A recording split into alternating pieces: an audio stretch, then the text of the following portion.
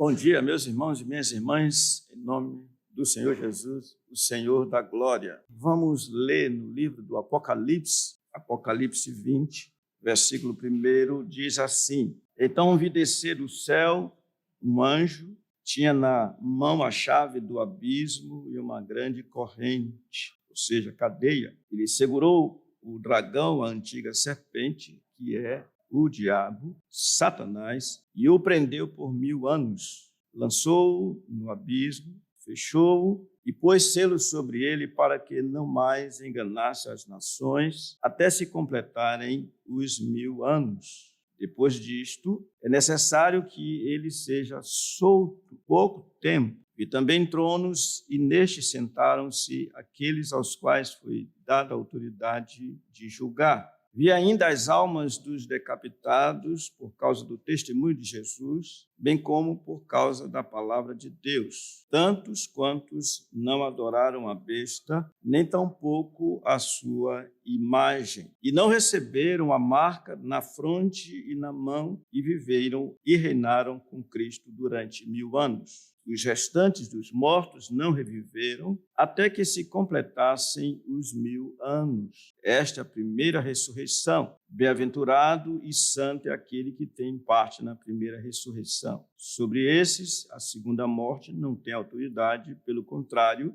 serão sacerdotes de Deus e de Cristo e reinarão com ele os 1000 anos. Quando, porém, se completarem os 1000 anos, Satanás será solto da sua prisão e sairá a seduzir as nações que há nos 4 cantos da terra, Gog e Magog, a fim de reuni-las para a peleja. O número dessas é como a areia do mar. Marcharam, então, pela superfície da terra e sitiaram o acampamento dos santos e a cidade querida. Desceu, porém, fogo do céu e os consumiu. O diabo, o sedutor deles, foi lançado para dentro do lago de fogo e enxofre, onde já se encontram não só a besta, como também o falso profeta, e serão atormentados de dia e de noite pelos séculos dos séculos. Ao considerarmos esse texto lido, que vocês devem ter visto em 10 versículos, 5, 6 a 7 vezes, aparece a palavra 1000 anos, a expressão 1000 anos. E esse é um assunto que, no sentido, ele é de grande importância. Qual é o sentido no qual ele é de grande importância? Quando nós reconhecemos aquilo que está aqui sendo dito e trazendo para nós, certamente, consolo, porque uma coisa fica muito clara: todos os inimigos de Deus e do seu povo serão destruídos. Essa certeza é muito importante, porque se nós estivermos atentos à história da humanidade, vamos ver que muitas vezes nós presenciamos a injustiça, entre aspas, prevalecendo. Mas isso é um ledo engano, porque no tempo do Senhor, no tempo certo, toda injustiça será punida. O outro sentido, que é negativo, diz respeito ao fato de que nós estamos diante de um texto que é muito controverso. E, por ser controverso, nós temos necessidade de ouvir algumas coisas relativas a outras interpretações de alguma forma. Não vou me deter nisso, eu vou ser honesto, como eu procuro ser com vocês, com os meus ouvintes, e vou dizer que aquilo que eu vou trazer aqui para vocês é uma posição pessoalmente minha e de muitos presbiterianos. Vocês vão acabar dizendo qual é a nossa posição, vocês vão perceber, em termos de interpretação. E, para tanto, nós vamos olhar para o livro todo. Aí você diz: olha, nós acabamos de ler apenas o capítulo 20, versículo de 1 a 10, e o que isso tem a ver com o livro todo? Tem, porque a visão que nós haveremos de estudar nesta manhã, provavelmente vamos ter outras manhãs para vê-lo, é uma interpretação que daqueles que consideram o livro do Apocalipse como um paralelismo progressivo. E aí, vocês já perguntaram, o que é isso? Paralelismo. E ainda mais, progressivo. Paralelismo. É fácil de sabermos sobre o que significa paralelo ou paralelismo. Por exemplo, eu pego minha mão direita aqui, como se fosse eu dando uma direção, e imagina um carro aqui, tá? E na minha mão esquerda eu tenho um outro carro sendo ele conduzido nessa direção. Há paralelismo aqui? Não, muita gente já sabe. Mas se esse outro carro estiver, paralelo ao outro, não precisa ser do lado, paralelo, ambos correndo na mesma direção, no sentido, no que diz respeito a estradas, nós temos um paralelismo, certo? O que esse paralelismo tem a ver com Apocalipse? Aí entra a questão, é que em Apocalipse, segundo o Dr. Heinze, e aqui, Júnior, eu estou me baseando nesse livro. Esse livro, vocês vão ter, eu já mandei, inclusive, a foto desse livro, é bem antiga, alguns daqui não tinham nascido ainda. É a primeira edição que saiu em português em 1987, salvo engano. Aí o livro, Dr. William Heinze, que tinha uma visão seguinte.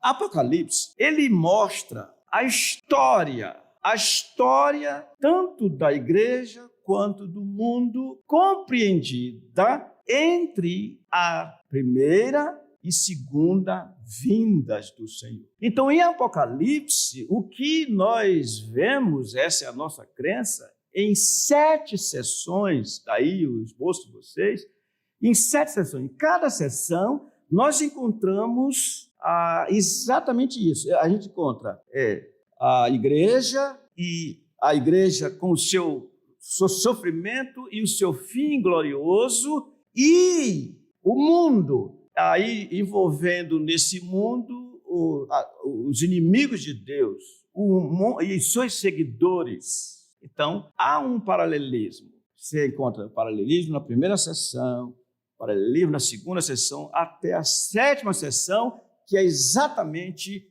esse que nós estamos aqui envolvido em Apocalipse 20. Aqui começa dizendo, então vi desceu do céu um anjo, tinha na mão a chave do abismo e uma grande corrente. Aí nós vemos como esse inimigo, o dragão e todos os seus agentes são definitivamente postos no lugar que é devido a ele, no abismo. E depois levam-nos para o lago que arde com fogo e enxofre. Enquanto isso, a igreja retratada na última sessão, nós vamos, já estou empolgado, vocês estão percebendo, né? E vocês se empolguem também. A igreja é apresentada em Apocalipse, do capítulo 20 até o capítulo 22, gloriosa, vivendo com o Cordeiro, debaixo dos cuidados do Cordeiro, naquela cidade maravilhosa. Vocês gostaram até aí? Não gostaram não, né? Gostaram? Assim mesmo, assim, sem gosto de quem só tomou café puro. Gostaram não, irmãos? Tem que gostar, né? Agora, atenção é necessária a partir de então. Então, o que é que nós vamos considerar? As três partes distintas nós vamos trabalhar. 3 partes. Vamos considerar o livro do Apocalipse de uma forma genérica ou geral. Daí vão entrar as 7 sessões que fazem parte do livro. Vamos depois considerar o significado do milênio. Aí nesse caso, nós vamos ver o que é pré-milenismo, o que é milenismo, o que é pós-milenismo. E, finalmente, nós vamos considerar, de forma geral, esse texto que nós acabamos de ver, Apocalipse 20, de 1 a 10. Tudo bem? Responda, irmão. Olha, está frio aqui, eu faço uma pergunta e vocês ficam assim, não falam nada. Os de lá, eu garanto que os que estão do outro lado já disseram sim, vamos lá. Vocês assim. Tem uma igreja aqui chamada morna, não estou dizendo que vocês são mornos não, tá? Mas tem uma igreja aqui que não é nem lá nem cá. Tudo bem, irmãos? Sim. Agora acordaram. Seu Murilo, Hoje é dia, seu Murilo. Faça a pergunta bem facinho, viu? Por favor. Então vamos, em primeiro lugar, às considerações gerais do livro do Apocalipse. Eu mostrei o livro, não foi? Eu mostrei assim, não foi? Mostrei. Pronto. Tudo que eu falar aqui praticamente foi tirado daqui, tá bom? Não tem nada meu, é só dos outros, certo? E não vão dizer depois, o pastor disse aquilo dele, né? William Hendricks e outras pessoas, Rockman, por favor, por exemplo. Como eu disse, esse livro de Apocalipse, e aí vocês fiquem com a Bíblia aberta, hein? Apocalipse, capítulo 1, desde já, tá? Ele consiste de 7 sessões que se desenrolam paralelamente, e isso entre si. E aí eu disse que ia falar de paralelismo, o quê? Progressivo. Por que progressivo? Porque cada sessão revela algo que na outra, essa mesma revelação é feita de uma forma mais abrangente. Até chegarmos na última sessão, quando tudo se descortina de forma muito clara. Por isso, há um progresso no que diz respeito à revelação. Eu sei que você está ardendo aí, tá com quem gosta dessas coisas, né? E porque você está tão longe da sua sogra, assim, ela está com frio. E você continua vindo com os seus braços de fora e fica morrendo de frio. Diáconos, socorra um rapaz ali que... Pura beleza. Mas ele sente muito frio. Está com frio, não está? Você quer minha blusa? Eu tenho uma embaixo aqui. Eu sei que eu vou fazer frio. Pois bem, então, essas sessões, elas retratam a igreja e o mundo, como eu disse, desde a época da primeira vinda de Cristo até o tempo da sua segunda vinda. Isso é uma coisa muito interessante. Então, se vocês quiserem guardar o conceito, essa interpretação é chamada de paralelismo progressista. Há um debate, existem pessoas que pegaram toda a argumentação do livro Mais que Vencedores para tentar destruir aquilo que ele diz. E aí vem uma coisa que eu digo para vocês. Não briguem por causa de questões teológicas no que diz respeito às coisas futuras. Não discutam. Cada um fique na sua, cada um pense o que quiser pensar, tenham a segurança de vocês, mas não briguem. Então, a partir de agora, nós vamos fazer essa análise geral do livro de Apocalipse, como eu disse, descrita no livro do Dr. Hendricks, livro Mais que Vencedores, uma interpretação do livro do Apocalipse, editado pela antiga editora presbiteriana em 1987. Hoje ela achou melhor colocar para poder avançar mais, editora Cultura Cristã. Continua sendo Casa Editora Presbiteriana, porque você compra um livro, os de fora compra um livro com um nome não presbiteriano, muito mais facilmente do que com um nome presbiteriano. Então, é aquela coisa, nome fantasia. Então, quais são as 7 sessões paralelísticas segundo esse livro? E eu vou citá-las, você já tem aí, e apenas para que a gente possa acompanhar. Vamos ver, Cristo no meio, ele diz cateçage, e eu coloco candeeiros, que é a mesma coisa, para facilitar a linguagem. A segunda visão é a do céu e dos selos, a visão do céu e dos selos, no capítulo 4. A primeira é de capítulo 1, de 1 a capítulo 3, 22. Em terceiro lugar, veremos as 7 trombetas. É outra sessão. A quarta sessão diz respeito ao dragão perseguidor. A quinta sessão, na quinta sessão, nós temos as 7 taças, no capítulo 15. Depois vocês vão ver, eu não vou dizer a referência não. Em sexto lugar, nós temos a queda de Babilônia, fantástico. E, em último lugar, a grande consumação, capítulo 20 até o capítulo 22. Agora vejamos, então, a primeira sessão. Cristo no meio dos candeeiros, capítulo 1. Ora, eu quero dizer para vocês que provavelmente alguns vão ficar meio, não diria perdidos, mas não vão ter a oportunidade de ler o que nós poderíamos ler. Por isso é importante ler em casa. Mas essa primeira sessão, ela vai do versículo 1 do capítulo 1 até o versículo 22 do capítulo 3. O que é importante é você saber que ela parece abranger a dispensação total. Aí você fala, dispensação, lá vem ele com um nome diferente, dispensação. O que é dispensação? Dispensação diz respeito à maneira do Senhor Deus conduzir a história. Ele dispensa os seus favores, ele dirige, ele governa. Então, essa dispensação que nós estamos vendo, essa seção, ela abrange a dispensação total no que diz respeito ao período. Primeira vinda e segunda vinda. A primeira vinda dele para salvar o seu povo, daí a dispensação, a graça do Senhor, até a sua segunda vinda para julgar todas as nações. Então, se vocês virem o versículo 5, é nos dito o quê? Em Apocalipse 1:5, e da parte de Deus, de Jesus Cristo, chama assim, a fiel testemunha, o primogênito dos mortos e o soberano dos reis da terra, aquele que nos ama e pelo seu sangue nos libertou dos nossos pecados. Aqui está no que diz respeito à dispensação da graça dirigida ao povo. Então, no primeiro capítulo, vocês estão entendendo, hein? Vocês estão entendendo? Ninguém está perdido? A dona Dalva está até arrumando o cabelo, ajustando, porque ela está entrando numa guerra, né? É como se botasse um negócio aqui no cabelo, porque está entrando numa guerra, está numa guerra. E, de fato, é isso mesmo. Mas é tão lindo isso que eu vou fazer o que não pensei. Vamos ler, acompanhe, do versículo 1 até o versículo 5. Olha que dispensação, olha como o Senhor dispensou tanta graça sobre o seu povo que estava na época em sofrimento. Não se sabe se era a época final, época de Nero, não se sabe se é Domiciliano, mas o certo é que a data não é precisa, nós não vamos brigar por isso. Mas vocês sabem que João estava na ilha de Patmos, estava preso quando ele recebeu a revelação do Senhor Jesus Cristo.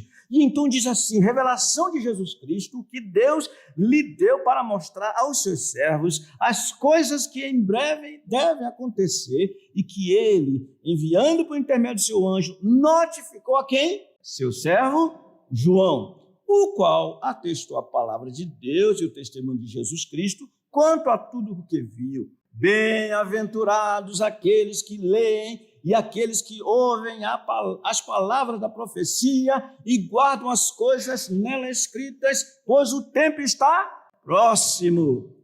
João, as 7 igrejas que se encontram na Ásia, graça e paz a vós outros da parte daquele que é, que era e que há de vir, da parte dos 7 Espíritos que se acham diante do seu trono e da parte de Jesus Cristo, que eu li há pouco, a fiel testemunha, o primogênito dos mortos e o soberano dos reis da terra, aquele que nos ama e pelo seu sangue nos libertou dos nossos pecados. Vejam que aqui nós temos claramente a menção da dispensação da graça do Senhor ao seu povo, porque fala do nosso Salvador, aquele que nos ama e com seu sangue nos libertou. E vejam bem que só nesse trecho aqui nós vemos o tempo descrito entre a primeira vinda e a segunda. Porque o versículo 7 diz assim, eis que vem com as nuvens. Agora já não é a primeira vinda. A primeira vinda falou da vinda dele para derramar o seu sangue. E todo olho verá, até quantos o traspassaram, e todas as tribos da terra se lamentarão sobre ele, certamente, amém. Vejam que nesse versículo 7, fala da sua vinda, a segunda vinda, fala da maneira como as pessoas vão ficar abismadas diante dele, e fala da condenação de todos aqueles que não creram nele. Todas as tribos da terra se lamentarão. Vocês perceberam isso? Perceberam, irmão? Sim. Aqui está a primeira sessão. Cristo no meio dos candeeiros. Por que isso?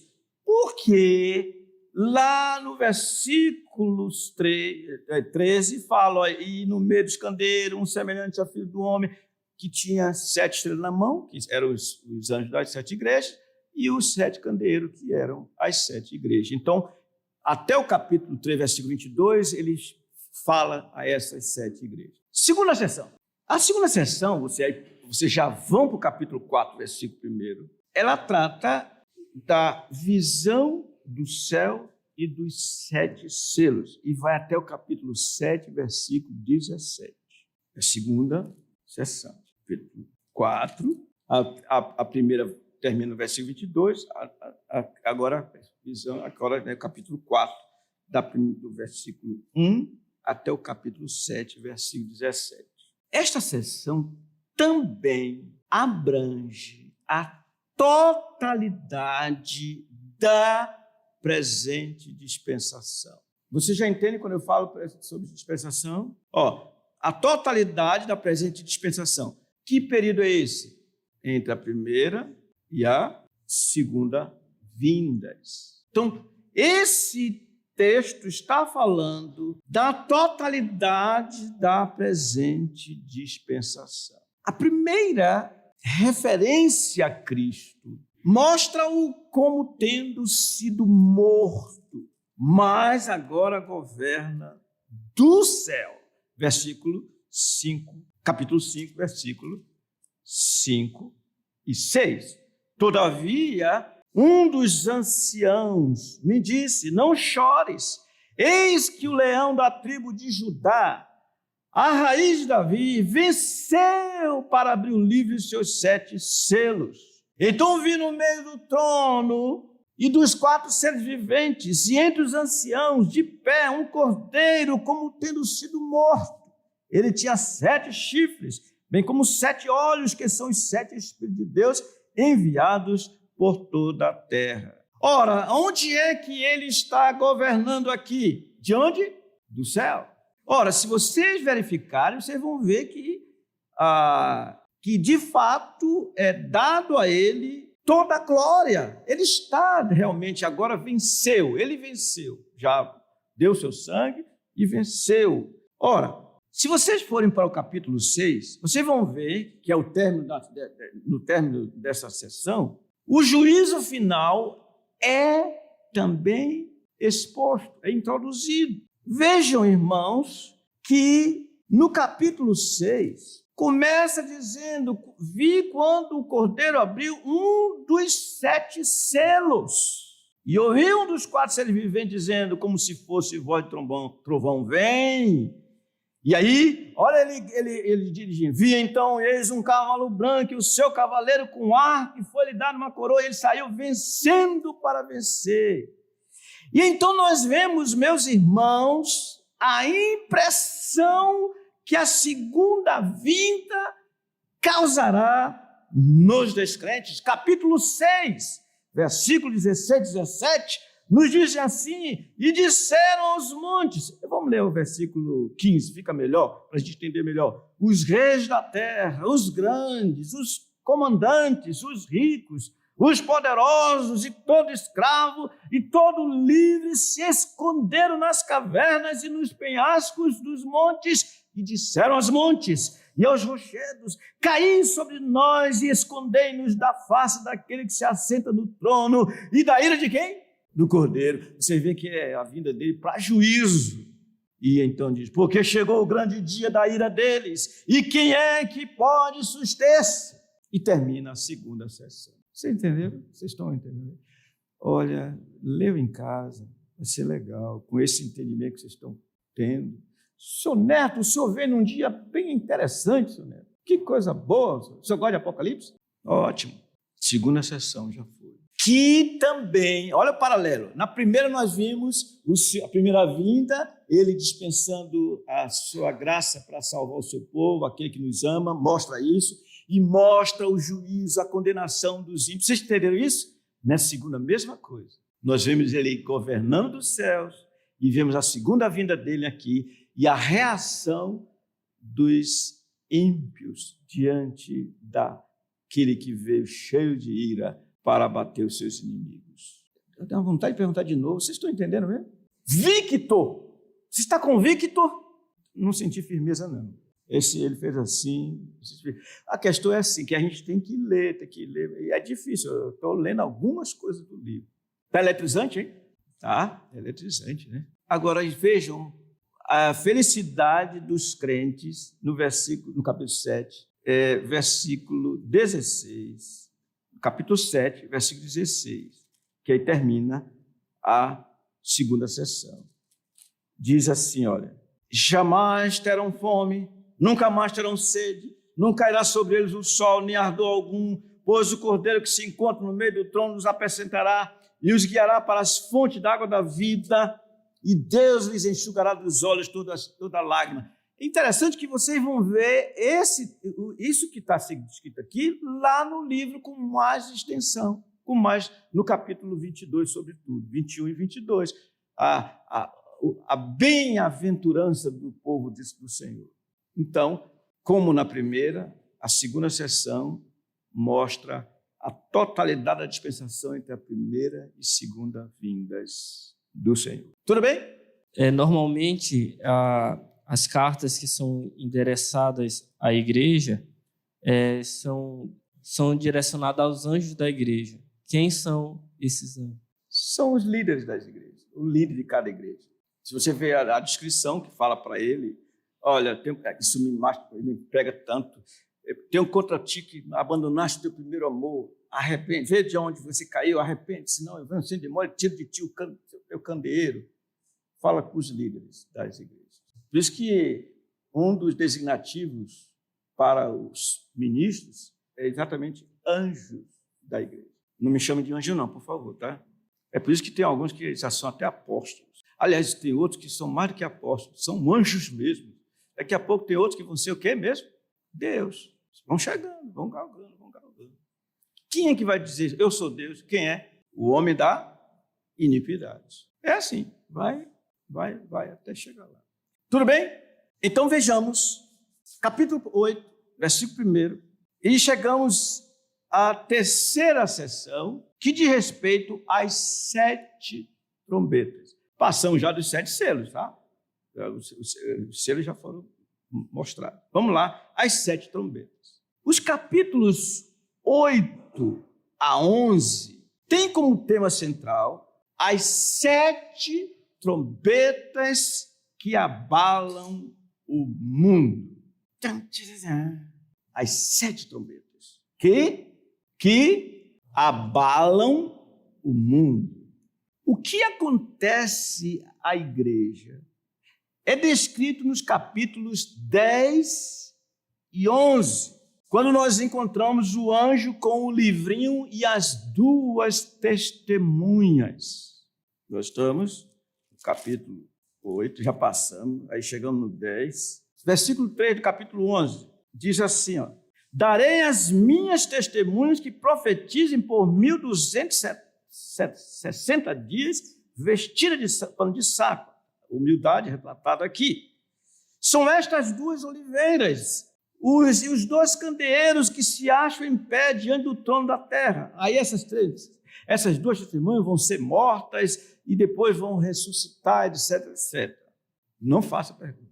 Mas o que é isso? Eu não quero entrar em pormenor, porque não é esse o assunto. Mas as testemunhas são aqueles que pregam o evangelho, o que o Senhor reservou para fazer isso de uma forma, eu permito-me redundância, formalmente, diria assim. No final desta sessão, há também uma claríssima referência ao juízo final. Vamos pensar aqui diante um pouquinho.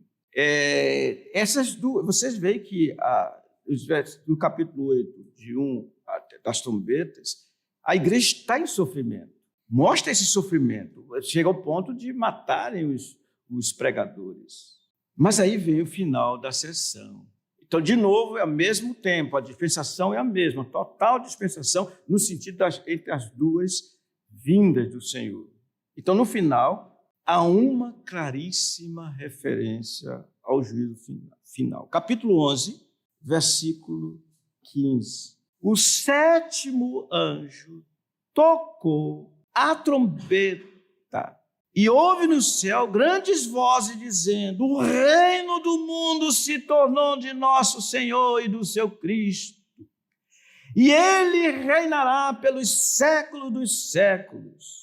Aí no versículo 18 diz assim: na verdade as nações se enfureceram, chegou porém, olha aí a providência, a tua ira e o tempo determinado para serem julgados os mortos, para se dar o galardão aos teus servos, os profetas, aos santos e aos que temem o teu nome, tanto os pequenos como os grandes, e para destruíres os que destroem a terra. Então, a gente vê aqui essa seção até o versículo 19, ou seja, capítulo 8, do versículo 1 até o capítulo 11, versículo 19. De novo, você vê o mesmo aspecto, mesma coisa. Você vê a igreja, no caso aqui ela perseguida, mas a igreja sendo governada, protegida pelo Senhor, e no tempo certo ele vem e destrói os seus inimigos. Vocês estão percebendo isso, né? Então essa é a terceira sessão. Tudo bem? Está cansativo, hein?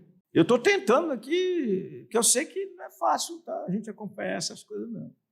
No capítulo 11, no versículo 19, fala: abriu-se então o santuário de Deus que se acha no céu, e foi vista a Arca da Aliança. Ele lembra que a Arca da Aliança já estava descrita desde Êxodo, foi feita em Êxodo. No entanto, aqui diz que abriu-se o santuário de Deus. O que seria este santuário de Deus? Gostei, viu? Pelo menos hoje você não fez aquelas perguntas complicadas que o seu pai faz às vezes. Você olhou para ele? Olha de novo. E está ele olhando.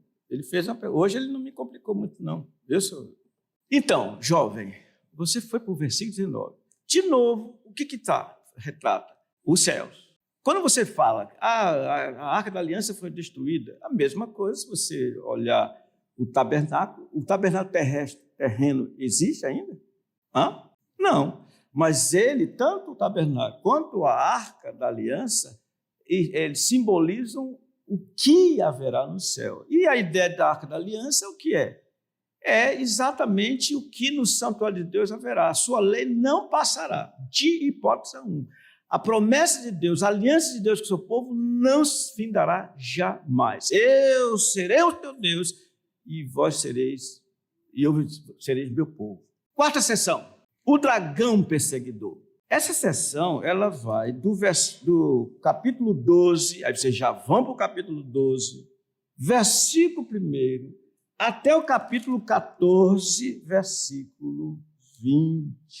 A súmula, a síntese do capítulo 12 a 14 é a seguinte, prestem bem atenção. A síntese do capítulo 12, 13 e 14 é a seguinte: a mulher e o filho varão perseguidos pelo dragão e seus agentes.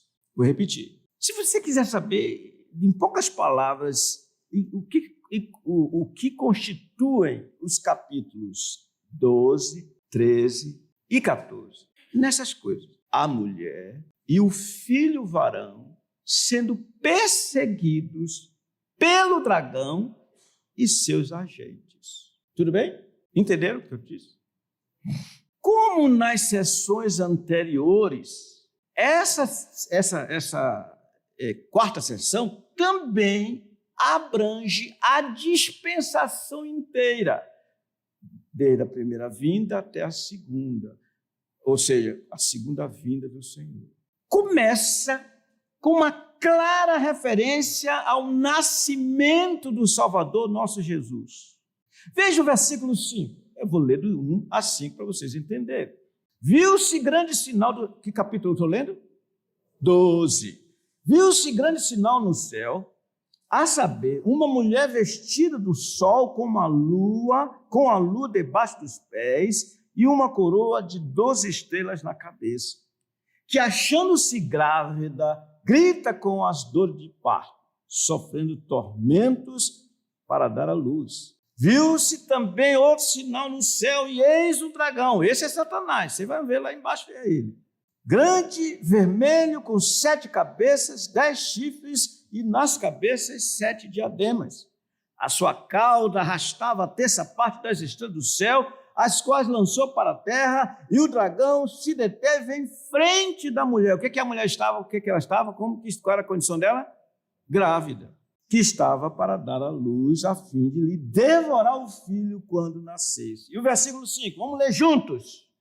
Nasceu-lhe, pois, um filho varão, que há de reger as nações com cetro de ferro, e o seu filho foi arrebatado para Deus até ao seu trono. Ele há de reger todas as nações. Então, repetindo aqui, a síntese desses 3 capítulos, 12, 13 e 14, é essa. A mulher e o filho varão perseguidos pelo dragão e seus agentes. Nós vamos então ver que aqui nós já vimos que no versículo, aqui o dragão, ele ameaça devorar o filho varão. O filho é levado ao trono de Deus, como nós vimos no versículo 5, no final do versículo 5.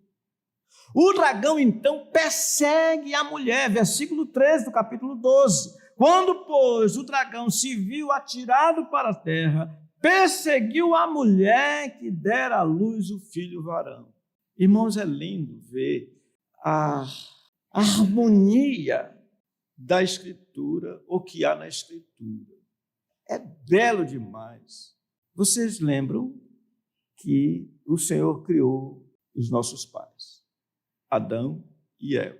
Vocês lembram que no capítulo 3 de Gênesis é retratado a queda deles. Vocês lembram que diante da queda deles, o Senhor graciosamente deu a oportunidade no sentido de derramar sua graça para salvar o seu povo.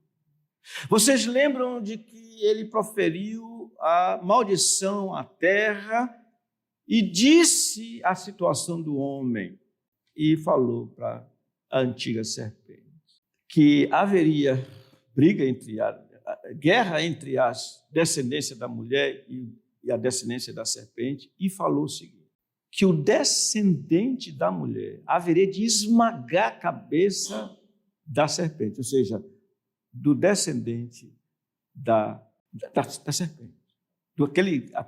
Haveria de esmagar a cabeça dela, e ele haveria de pegar no calcanhar do descendente da mulher. Se vocês olharem, vocês vão ver que desde ali o que há é uma incessante investida satânica para devorar o filho da mulher, ou seja, o descendente. Vocês se lembram que houve uma proibição em Êxodo para que todos os filhos varões nascidos lá no Egito fossem mortos? Vocês lembram disso, não? Quem nasceu belo? Moisés. Tudo na mão do Senhor ali.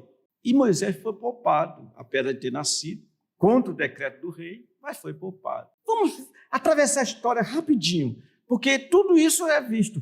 Sempre o Satanás querendo destruir o povo de Deus. Vocês lembram do livro de Esté? Lembram que como é o nome aquele que foi enforcado com a própria forca que fez? Como? Vocês falam. Mordecai não, Mordecai era o servo. Amã, é que vocês falam com a boca fechada, assim, com a folha, que eu não consigo entender às vezes. Amã. Vocês lembram que o desejo de Amã era destruir a linhagem da aliança, o povo da aliança. Vocês lembram, não? Aí a gente vamos rodar a história. A gente chega no Novo Testamento. Quando é dito, o rei dos judeus nasceu. Qual foi o intento de Herodes, que era rei de Israel na época? Matar o rei recém-nascido. Tudo isso tem a ver com o que nós estamos vendo nesse capítulo 12, 13 e 14 de Apocalipse. Ou seja, ele investindo. Então, diz o versículo 13 que acabamos de ler, do capítulo 12. Quando, pois, o dragão se viu atirado para a terra, perseguiu a mulher que dera à luz um filho varão. Então, o dragão, que é a antiga serpente, Satanás, o sedutor de todos os homens, ele age através de 3 agentes. Primeiro agente, versículo 1 do capítulo 13. Leia aí para mim, comigo, por favor. É a besta que sobe do mar. Vi emergir do mar uma besta que tinha 10 chifres e 7 cabeças, e sobre os chifres 10 diademas, e sobre as cabeças nome de blasfêmia. Atentem para o designativo. A besta do mar. Esse é o primeiro agente dele. Segundo agente, a besta que sobe da terra.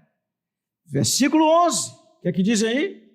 Vi ainda outra besta emergir da terra. Uma foi do mar, agora é da terra. Possuía 2 chifres, parecendo cordeiro, mas falava como um dragão. Terceiro agente, a grande meretriz, Babilônia. Versículo 14, versículo 8. Seguiu-se outro anjo, o segundo, dizendo... Seguiu-se outro anjo, o segundo, dizendo, caiu a grande Babilônia que tem dado a beber a todas as nações do vinho da fúria da sua prostituição. Capítulo 14, versículo 8. Vocês acompanharam?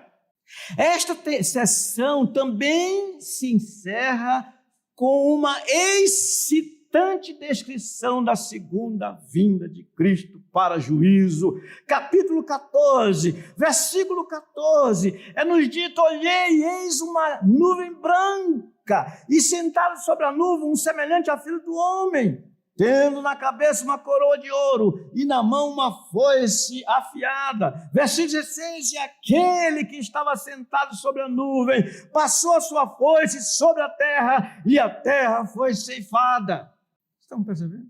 Essa é outra descrição do paralelismo progressivo que a gente está vendo. Primeira vinda, primeira e segunda vinda, mas sempre retratando o quê? O povo de Deus e o mundo. O mundo aqui, os inimigos de Deus, especialmente Satanás e seus agentes. Você já levantou a cadeira, já, né? Ótimo, gostei. Quinta sessão. Vocês não vão perguntar nada, não? Quinta sessão, não perguntei, não. Perguntou, nunca vi a senhora fazer uma pergunta tão bonita como a de hoje. Gostei tanto da sua pergunta. É a igreja mesmo. É a igreja. Poxa. Pergunte de novo. Aí você não vai dizer o que ela perguntou, não? Diga, rapaz, o pessoal está querendo saber o que foi que ela perguntou. Ela gostaria de saber quem é a mulher que está retratada aqui no capítulo 12, a partir do versículo 1. É isso mesmo. Irmãos, aproveitando a pergunta da irmã, muito apropriada, não nos enganemos. A igreja sempre será perseguida. Sempre. O Senhor disse, o mundo vos odeia. É por isso que eu tenho um pensamento de que dificilmente a gente pode considerar a amizade do descrente como uma amizade de fato firme. Por uma razão, ele é descrente, ele odeia o Senhor. Se odeia ao Senhor, odeia ao seu povo. Meus irmãos, alguém mandou um vídeo, é interessante, mandou um vídeo.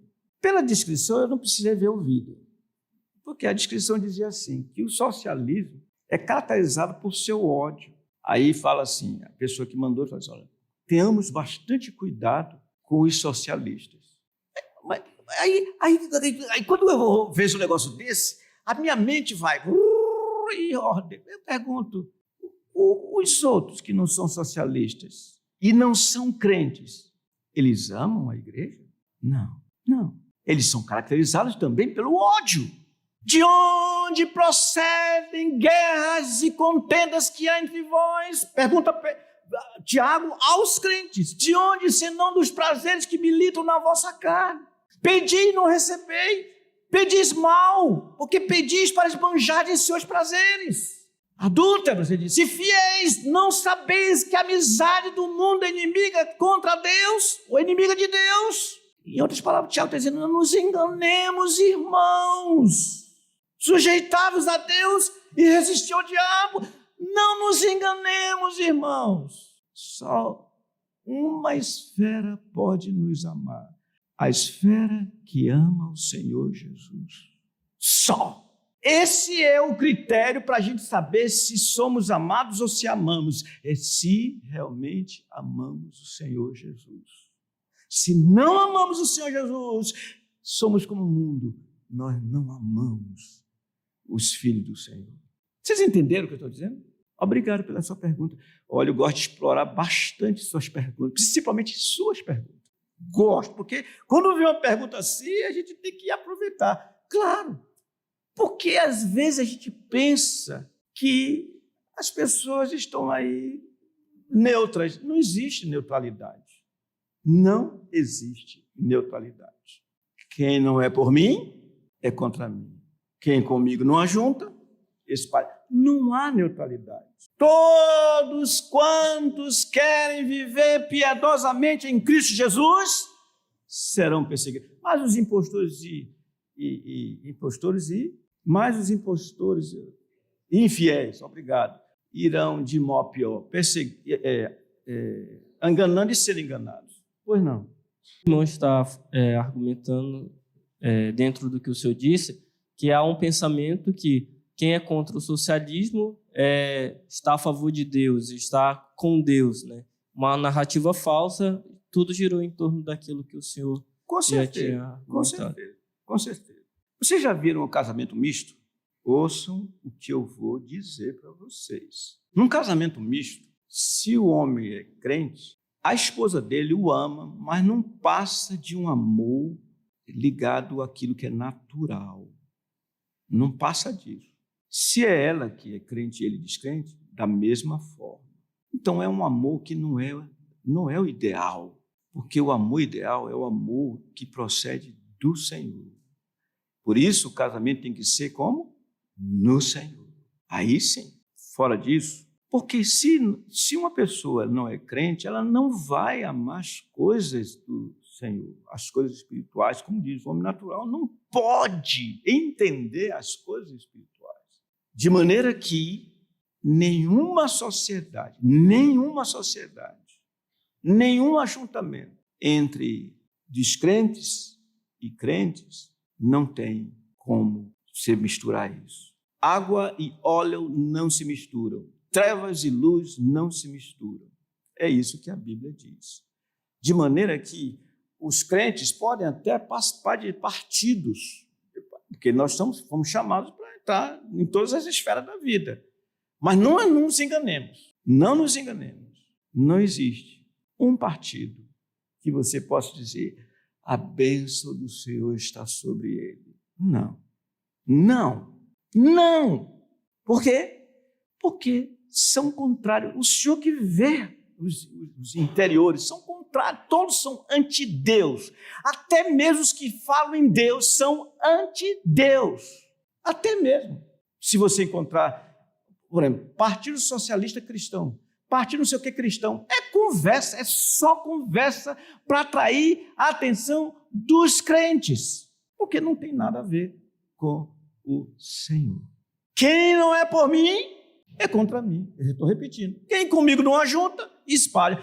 Daí que às vezes você vê um político sobe ao púlpito e aí lê uma porção da Bíblia e o povo fala, aleluia. Não estou dizendo nada da outra igreja não, viu? Que pode ser na igreja presbiteriana também. Aí e a gente pensa, agora o céu baixou, a bênção chegou. Confessa fiada, conversa, não tem nada disso.